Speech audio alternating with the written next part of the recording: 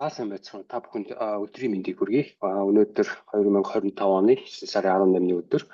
За уламжлал 9 сараа mortgage хэмжээлийн үгсээлийн хүйбүүний талаар мэдээлэл оруулъя.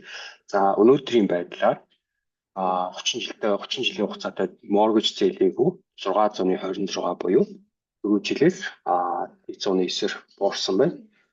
4 хоногоос шүү манайхаа хуучлаараа 15 жилийн хугацаатай хүү 541 буюу мөн адил 109-ээр өнгөрсөн 7 хоногоос хүү буурсан байна.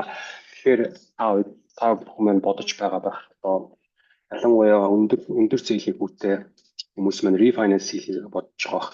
Тэгэхээр би бас нэг өөрийн өмнөх нэг постн дээр юу гэж оруулж ирсэн бэ гэхээр хүү $100,000 гэхийн зээл дээр нэг хувиар буурахад $65 дунджаар $65 хүүний зардал буурдаг юм шүү.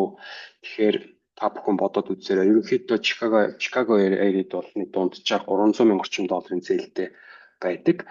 Тэгэхээр $300,000-аас $195 сар болгон та зөвхөн хүүнийхээ зардлаас хэмнэх нь байна шүү. Тэгэхээр та бүхэн refinance хийхээр төлөвлөж байгаа бол надтай холбогдорой. Би та бүхэнд туслахад бэлэн байна.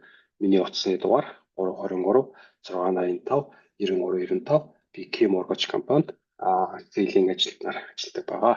За ингээд та бүх өдрийг сайхан өнгөрүүлээрэй. Баярлалаа.